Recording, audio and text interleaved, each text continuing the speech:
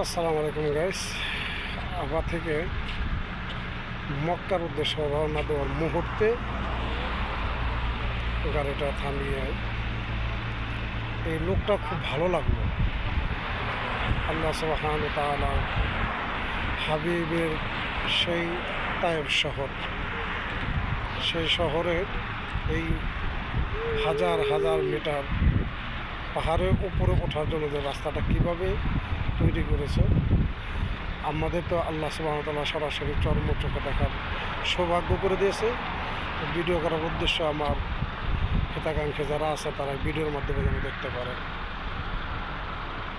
এই উদ্দেশ্যেই বাস ভিডিও করা।